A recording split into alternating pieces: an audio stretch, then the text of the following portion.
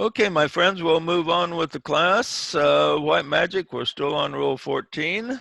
The section we're on now is called treading the way. So this is an important part of the life of the disciple, is treading the way in a way that is actually brings progress toward liberation. He's talking about what the disciple must accomplish. First of all, uh, he talked about creating a mechanism or for the soul that the soul can use as an instrument. This involves, as we noted, right type, quality, strength, and speed.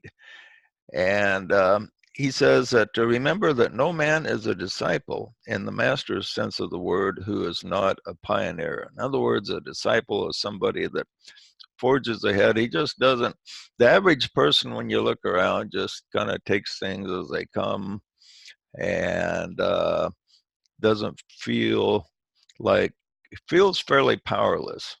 The disciple does not feel powerless. The disciple feels he has a point of power and he needs to use it and make some changes and influence others for the good. That's kind of the attitude of the person that becomes a disciple once he gets in link with the soul. In other words, it's a difference between just a leaf that's being blown about by the wind every which way, or an entity that can control the wind and create sails and sail the ship wherever he wants it to go. It doesn't mean that we can change the world tomorrow and bring peace on earth just by thinking about it, but each of us has power to do our part within our realm of influence. And if everybody did their part, we'd have peace on earth, goodwill, paradise tomorrow upon the earth. But right now, just a handful feel that power to forge ahead and create change for the better. Maybe, I don't know, 1 out of 100 or 1 out of 1,000, or have really effective thinking in this way. Everybody wishes for change, but what can we do as individuals to actually make the change happen? Well, it's like Jesus said, if I could say, Joe, by their fruits you shall know them. You know, a master or someone that's soul connected is an initiate. He initiates things, starts things, sees a need, fills it. He Right. operates at cause. He makes his causal. Doesn't just sit around waiting for things to happen to him. I was reading a biography of Annie Besant, and when she was younger, she was thinking, she read about the lives of all the saints in the early church, and she thought, she says, I was very concerned because it looked like all the opportunities for really doing great work is this past, and there's no opportunity right now, it seemed like. And then it dawned on her later, well, there are opportunities. Once she got involved with the Theosophical Society, she found us there was lots of things to initiate, and the time of opportunity was not over. And I felt that a little bit when I was a younger guy in the Mormon church. I thought, boy, all the great stuff in the Mormon church is past, the golden plates and revelations and all the great struggles of the early pioneers. They had the opportunity for glory, and now in the church, I thought just almost pure boredom. So the day of opportunity seems to be gone. There's nothing I can participate in outside of being a home teacher or something like that. Speaking in church once in a while. What is there to do to initiate anything? And I was a young man in the church at the time. I was a little bit frustrated that there didn't seem to be any opportunity. So I can relate to Annie Besant feeling that way when she was young. And did you feel that way a little bit, Curtis, when you were young, like the day of opportunity was seen to be past Yeah, when kind you were in of. the When I came church? back from my mission, I found that all the Mormon all the Mormons in my ward were asleep. And I thought, well, what are we going to do to wake them up? And uh, I wanted to be a 70 and go around and stimulate the members. They wouldn't let me. So I thought, well, there goes that. But I wanted to make a point. You know who else said that? There's no more opportunity left for me. My Who? father has done it all, and he's conquered all of Greece and all of Italy and different countries. Alexander the Great. He felt the same way. He said, "My father, Philip II, has done it all, and he's left nothing for me." And he got so excited, so upset over it that he went out and conquered the known world. He decided to forge his own path, huh? Forged his own path. Yeah, if a person feels this way, it's because he has the mark of the beast. The mark of the beast controls the mind and the emotions, so that you do not contact your inner self and then initiate anything. But when the mark of the beast is removed, then the disciple sees, hey, man, there's as much opportunity now as there's ever been, maybe more. There's lots of things to do. But when you're involved in an authoritative system, it controls you. So it tells you that no, you don't start something here that could create trouble or disturbance or problems, or it's not in the program. Whereas once the mark of the beast is removed and you go by your inner authority, your soul has lots of opportunity for you. I mean, it has lots of things on the agenda. Your soul is just waiting for thousands and thousands of years for you to wake up and realize that if you contact your soul has a big agenda for you to fulfill, and the opportunity is very wide. There's always opportunity. The time of great opportunity is always when? At the Now, turn of the right? last century, they thought everything had been invented. They were going to close the patent office. Yeah, I read about that. That several times that they thought, I read several quotes like that, that uh, over 100 years ago, some people were saying, looks like all the great inventions are already invented. There's not much more we can do. So it's too bad the time of opportunity of great scientists is just gone, and but now 100 years later, look at look at what we would have missed if we would have bought into that thinking. And but the time of opportunity is always now. And there's two ways for a person to forge ahead. Number one, he may be struck with an idea or a revelation and proceed, or he may come across a an idea that another group has that he can participate in, but there's always something available that your soul will guide you toward to help to make the world a better place. Now, there's all kinds of different ways the soul influences people, and a lot of people kind of think that if you're doing something spiritual, you're involved in only spiritual type, religious type work or something like this. But from the higher realms, everything is spiritual: politics, education, science, and the soul will influence people to be to forge ahead, to make a better world, no matter what area of work they're in. Now, in this class, we're focusing on the spiritual, and so uh, our mission is to try to uh, make the group as close to spirit as possible and to extend our influence as much as possible, so humanity can be elevated. Hey, Joe, did you feel a stronger sense of mission and urgency and purpose when you were excommunicated? Is that kind of when it started for you, or was it before? It was before. I felt free when I was excommunicated from the Felt authority liberated. of the beast, but I felt it. I've always had a strong sense of mission, and when I was in the church, I had a hard time figuring out what it was. You know exactly. I knew that I had a sense of I had a mission, but I couldn't see how I could fulfill it through the church all the time I was in there.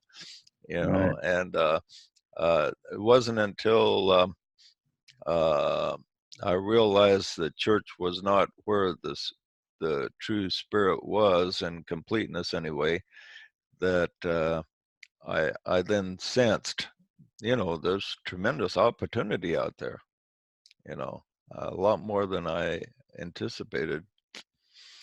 But yeah, I imagine you, when you realized that, it was a great sense of freedom, wasn't it? Great, huge sense of freedom. Uh, but I'll tell you what blew the lid off for me was, and everyone here should know, Joe was 9 years my senior and my teacher for a long time when we were very young, much younger. And he came over to my place one time and said, "Hey, there's something you got to know. It's going to rock your world, but it's time for you to hear about it." And he introduced the concept of reincarnation to me, which was contrary to all the doctrines of the church. And I actually got a spiritual witness about it, and that was my turning point. And after that, I saw, wow, the world just turned right side up. And then we did a lot of things together that we thought would bring in a lot of light, but was always a challenge to wake people up. But that woke me up. Yeah, if a regular Christian, for instance, dawns on him that there is reincarnation, he has to reorganize almost every thought and belief that he's ever had. Yeah, I did. And it just make a lot of adjustments, but then it opens the door to tremendous opportunities he never saw before. Yeah. Yeah. Thank you, Joe. Yeah, when I filed for divorce when I was 29, that was quite a great feeling of freedom. And Yeah, I can relate. all kinds of spiritual opportunities found me. I didn't have to go shaking the bushes. Well, if you're married to a non-supportive spouse, it's kind of tough. So that could bring a lot of liberation. If was she not into spiritual things, Ed? That's correct. Yeah, you probably felt really tied down then, I'll bet. Yeah. Yes, I was very naive. Now, a lot of people think divorce is always bad, but I don't think that way at all. I think in some cases, divorce is a blessing. Amen. Yeah. There could be another woman out there for you, Ed. Don't stay close to the idea. Well, there'll be many in other lives. Yeah, you'll eventually find your one and only. If you're not in this life, in another one. That's a great part about it. Okay. He says the disciple sees the vision of the next step that must be taken by humanity to fulfill the purpose of God, and then work actively to make this happen. He must do this with persistence and not give up and endure to the end. And we in this group see that next step is in the group work we're involved in. All the people watching this video are probably not familiar with the molecular relationship, but they're all familiar with group work. And in group work where oneness is achieved and group soul contact is achieved is a very desirable thing that the hierarchy wishes to externalize. Now, why is it so difficult for people to see the next step in higher will?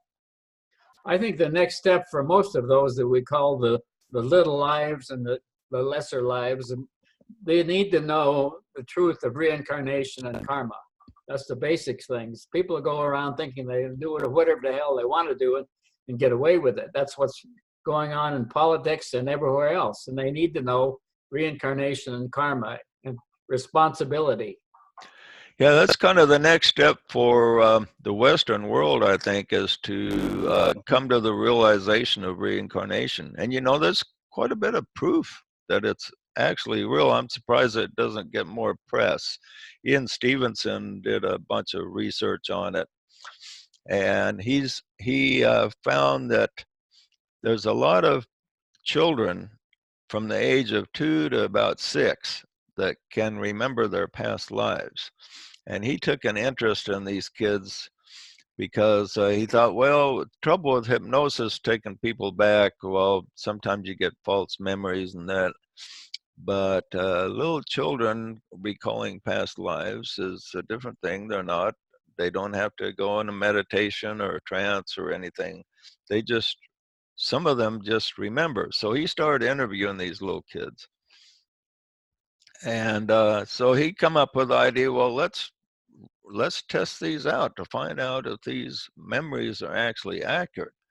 So he would find some child that remembered a past life of a family that is maybe still alive.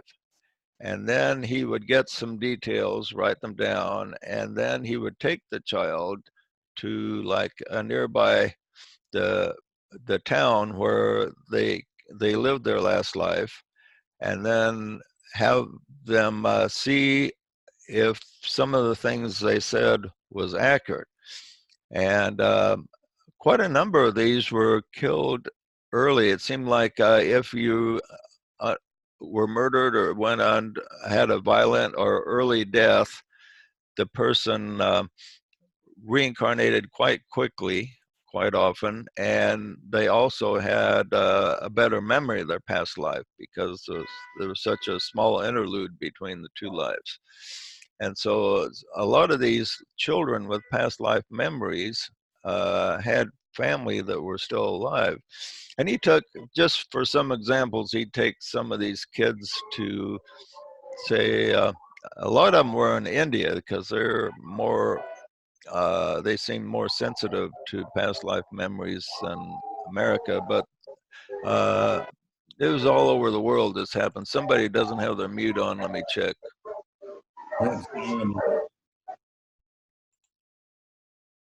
Here we go. So he would take them to the family where they said they grew up in. And here's some of the things that happened. For instance, they went in the room which was their bedroom, and maybe there was some secret compartment where they had things hidden, and they found this secret compartment, different things like this. And so they identified different things that the kid owned. And so he proved this like hundreds and even thousands of times.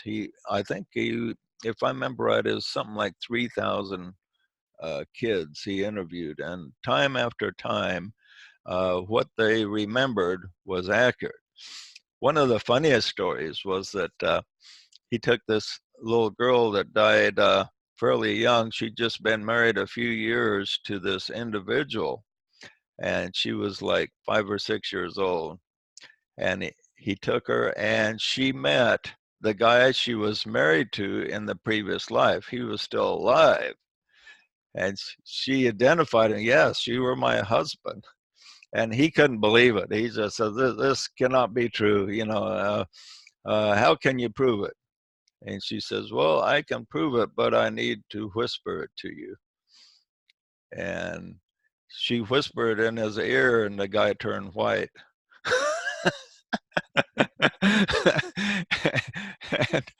and the reason he turned white was she described things they intimately did during lovemaking that only she would have known.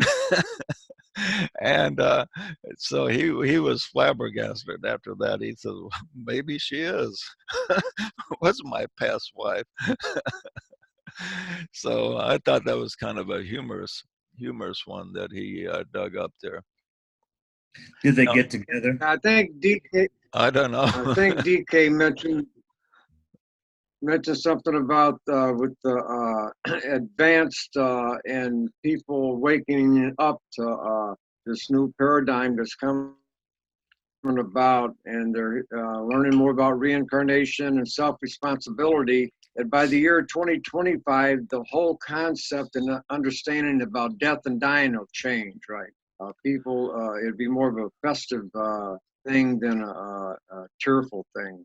Because Yeah, people I think understand we're a about little more behind about. schedule I think he was a little optimistic. We're probably a little behind schedule, but perhaps we can I think the time will come when we'll kind of reach a point of crisis and kind of make a big jump ahead as a planet as a whole. Now, another interesting thing he found was that when a person died because of a gunshot wound or some type of injury that left a mark, that they were often had a mole or a mark, a birthmark in the area where they were shot. And if the bullet went like through their chest and then come out the back, they had a lot of them had a birthmark in the front and the back. Now, this didn't always happen, but in quite a number of cases where the person was shot in a past life, they were born with a birthmark in the exact place where they were shot. And he went and he found the past life that was identified, found their obituaries and everything, and verified that this person did exist, and then verified that the birthmarks were in the same place where the injury occurred. And sometimes, like I said, the birthmark was in the front and back if a bullet went clear through them. And the chances of that happening even once for say one person would be one in millions, so that was an interesting proof. But yeah, Yeah, it's there's something in Africa. There's something about in Africa, yeah, times when somebody dies suddenly, it's traditional for them to put a mark on the person. Maybe the person died suddenly, they put a mark on the person. yeah. And usually not in the family. With that, Yoruba call it abiku, and other traditions have different names for it. So just to confirm what you were saying about people have a birthmark, people have a birthmark, Yeah. and from where they have had injury. Yeah, somebody died, feel that kind of loss, so they put a mark on the person. Not many days from there, maybe some few years, somebody else get born again with the mark at the same spot. Okay. Okay, well, thank you. He says he calls the work of a disciple a practical work. And this is something disciples need to be reminded of, is to come back to reality, because when people get touched by the soul, they often get wild-eyed ideas and start to try to take 3 steps up the ladder instead of 1 step at a time.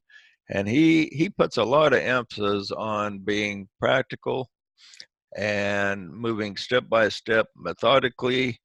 He points out that the tortoise in the end always beats the hare. The hare jumps around and is excited and doing crazy stuff, whereas a tortoise just proceeds ahead 1 step at a time, and he wins the day in the end. So if we just do just a little bit every day, every free hour that we get accomplish some little thing, it adds up over a period of time a lot more than a burst of enthusiasm.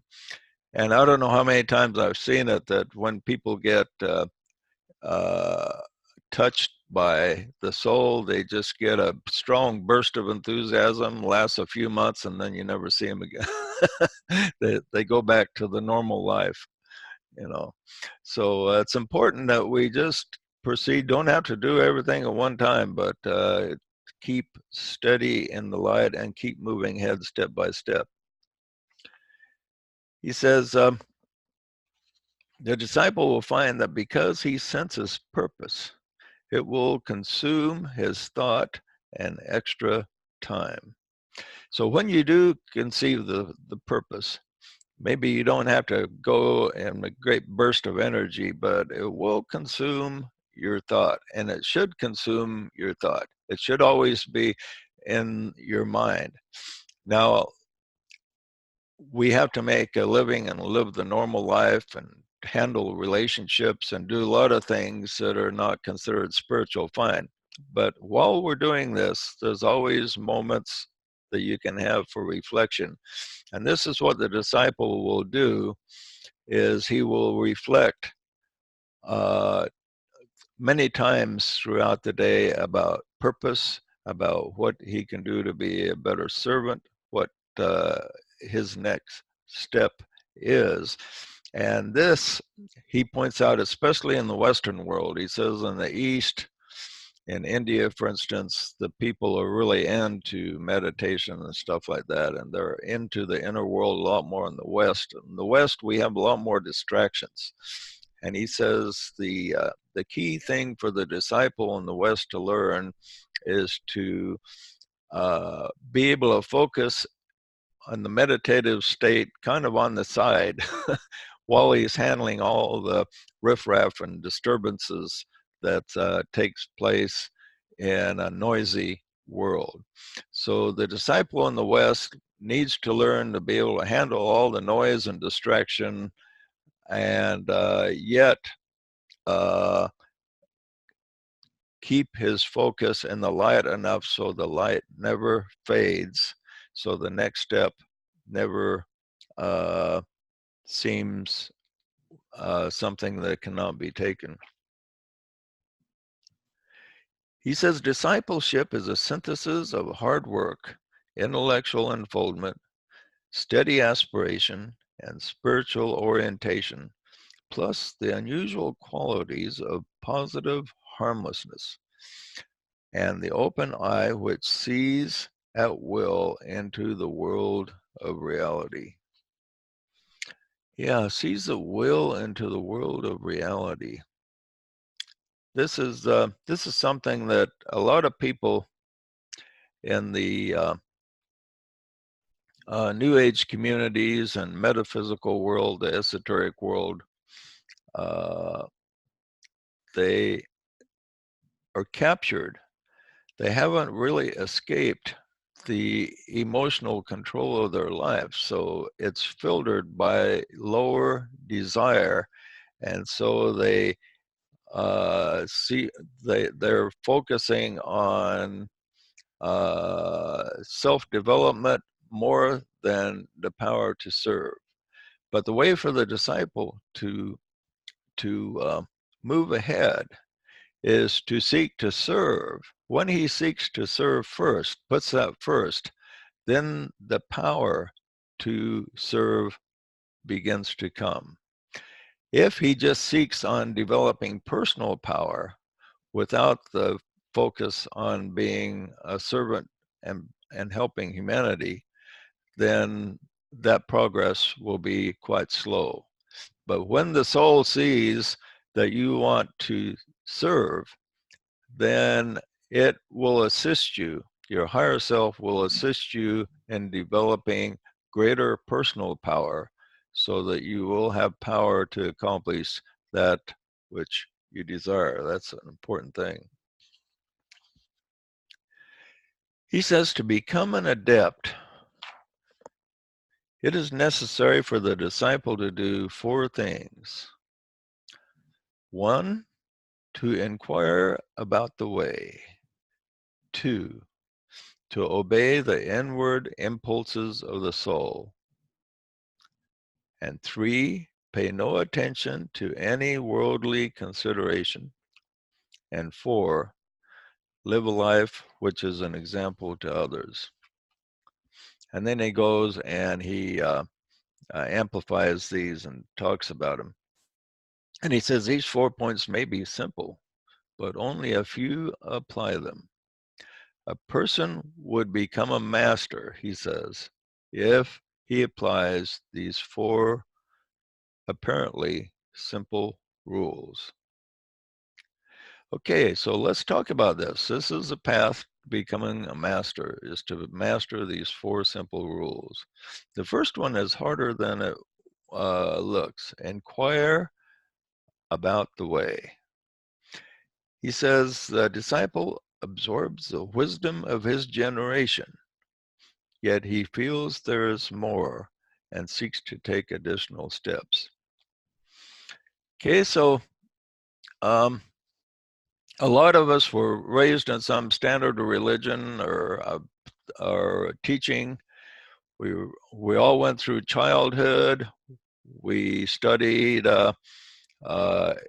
in our regular schooling, maybe churches or whatever. We absorbed the wisdom of the world, yet the people in this group and other groups have felt like there is more.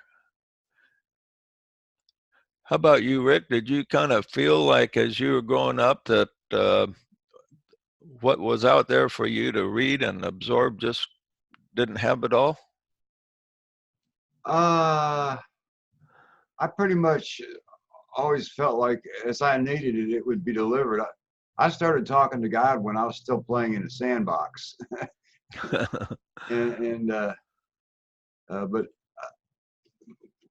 talking about having this idea of the way in your front forward or front part of your thinking reminded me that the way is also called the Tao, letter T. And I remember reading somewhere, it might have been in the Bible even, that the Israelites could be recognized because they always had the Tao marked on their foreheads. And I think I don't think it was a tattoo. I think it was more in the front part of their mind kind of thing. Mm-hmm. Oh, okay. And Rulina, we haven't picked on you for a while. Did you kind of feel that what was available for you just was not all that was you wanted? Did you kind of feel that way? Oh yeah, especially when I was in the church.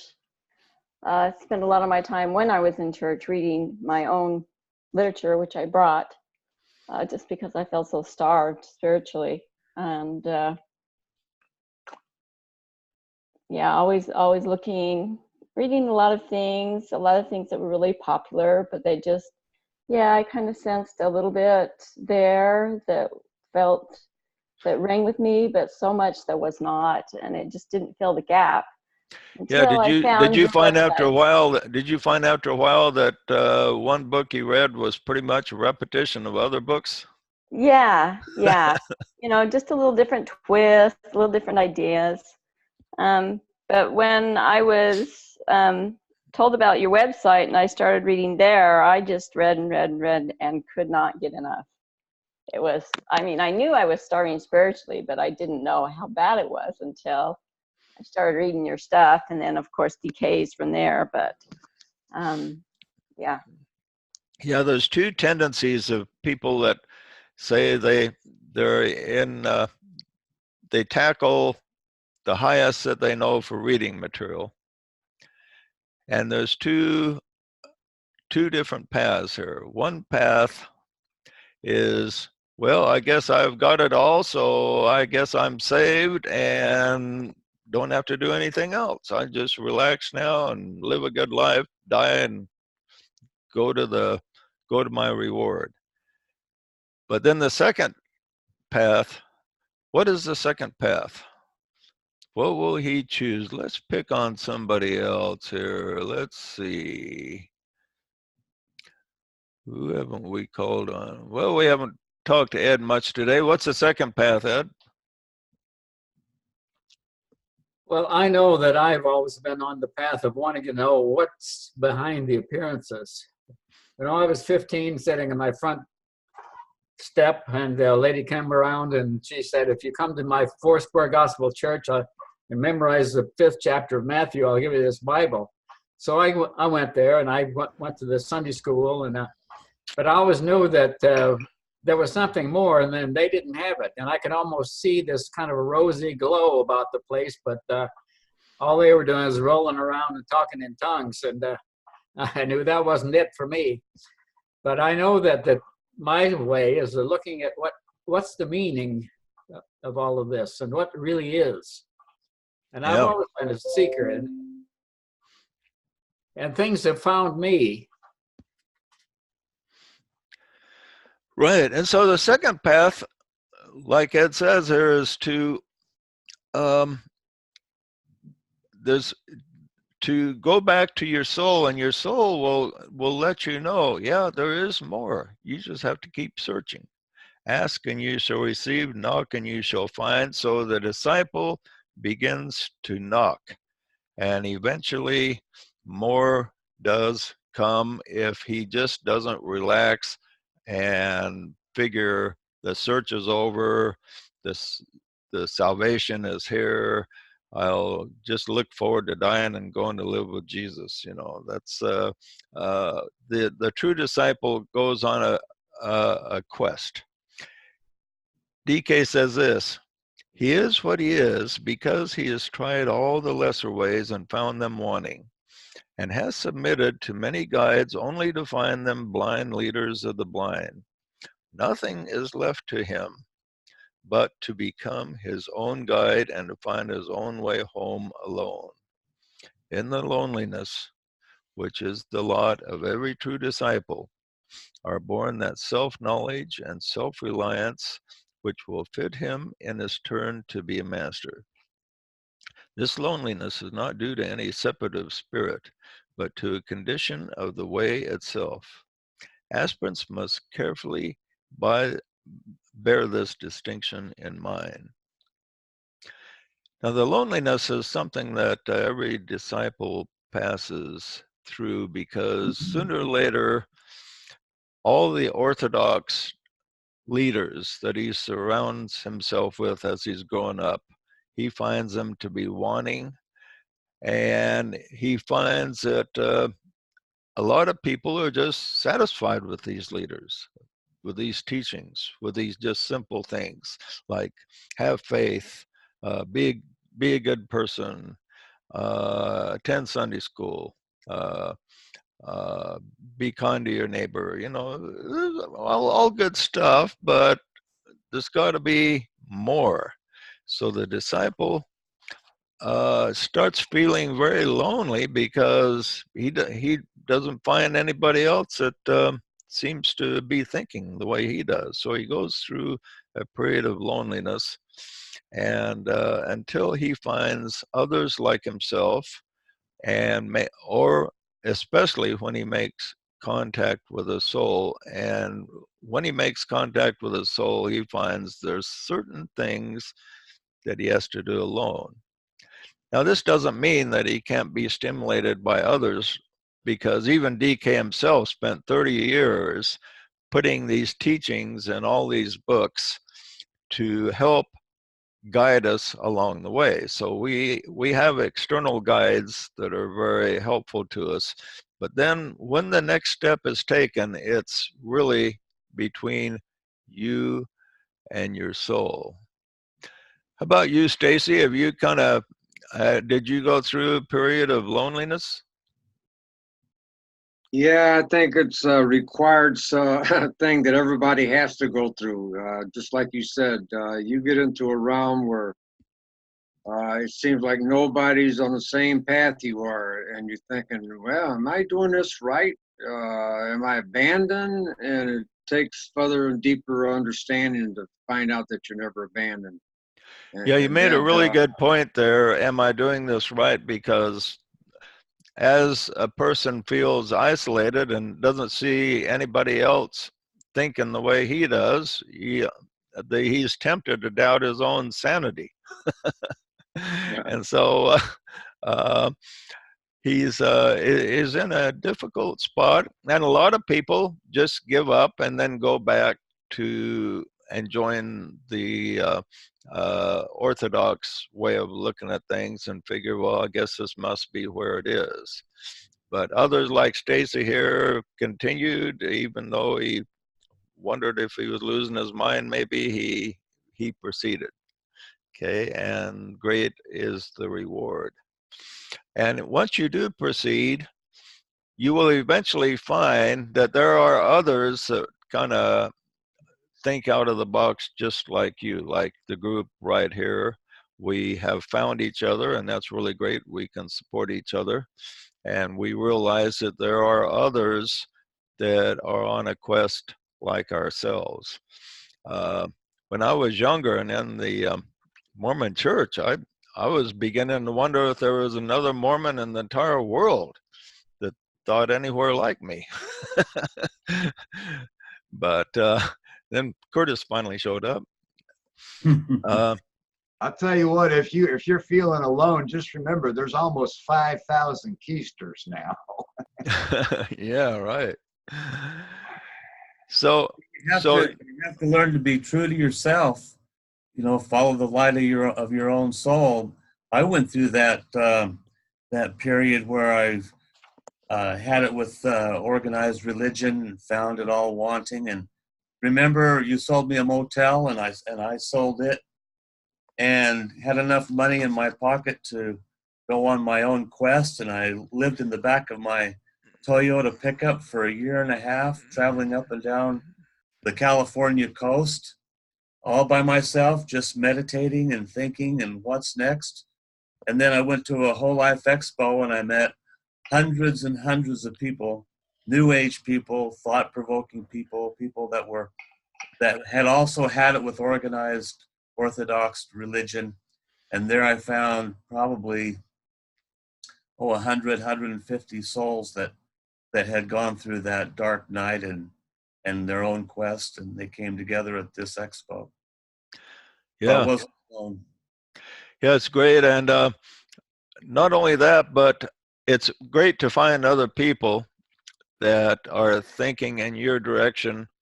But then when you make soul contact too, you also put you in link with your soul group in the invisible realm.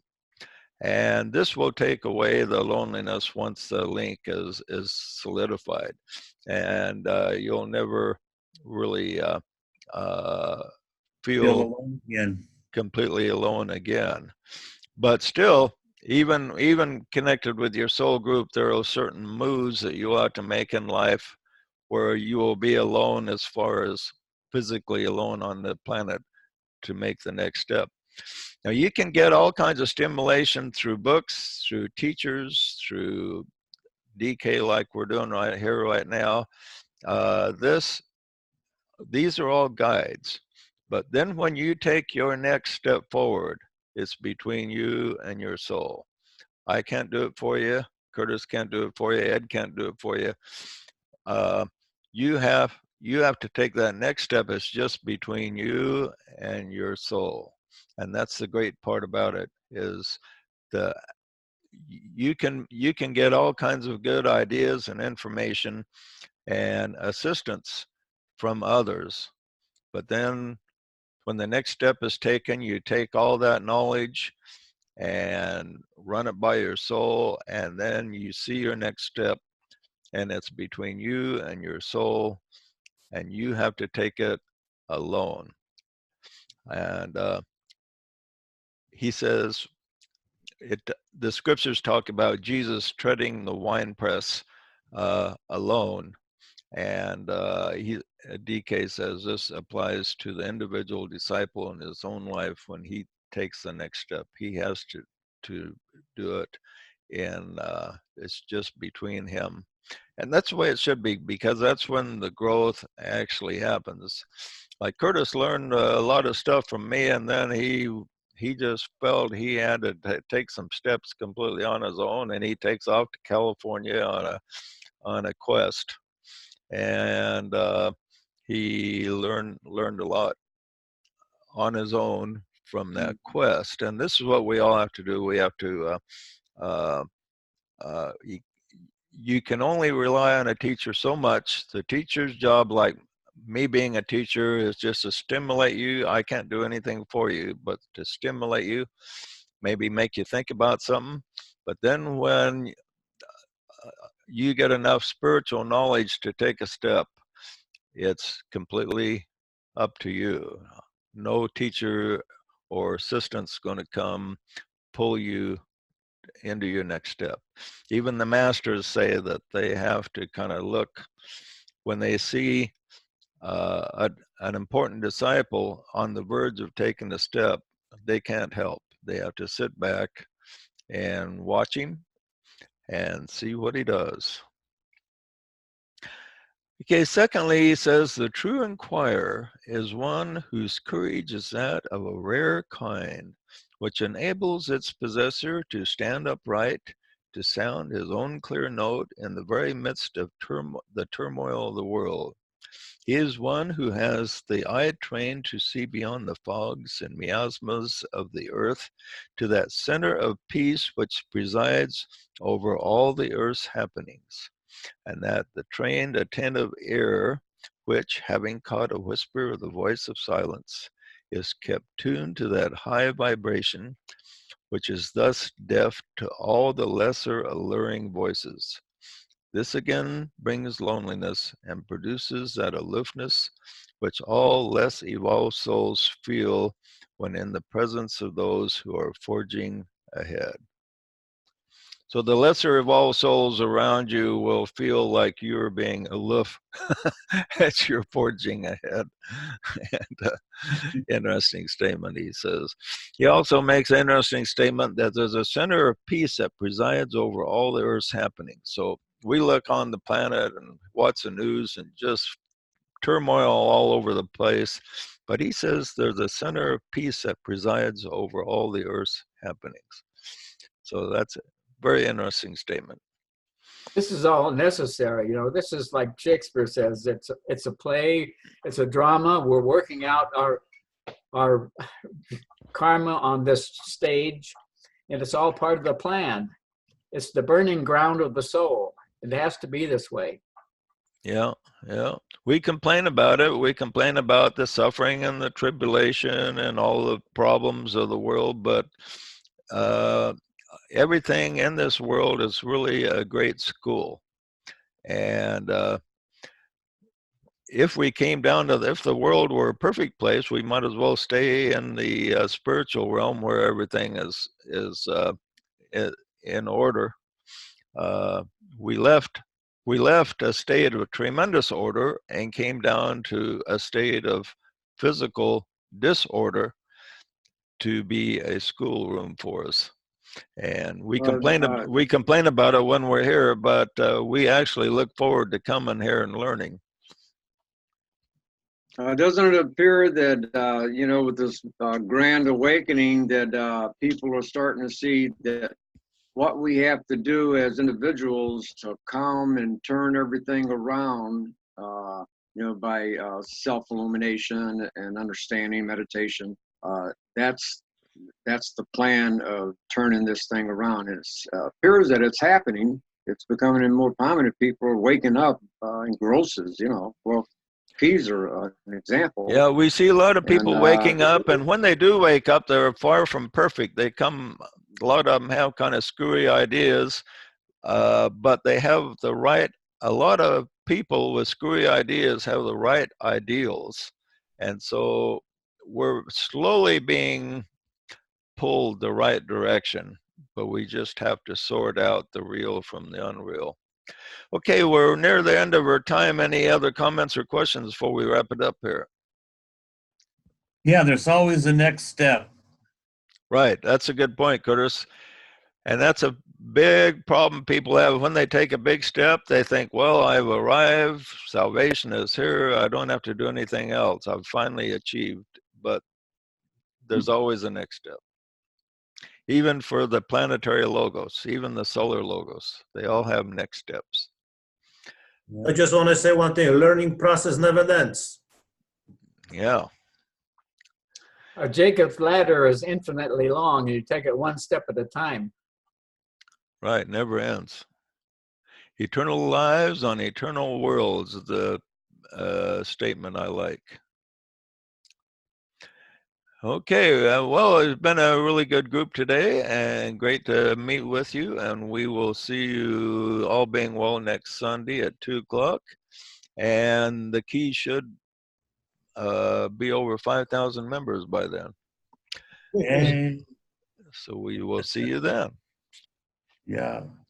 All Or right. come to the Labors of Hercules on Tuesday, 5:30 Mountain Standard Time. Rick will be there. Okay, And where, where can It'll they be find the link, Curtis?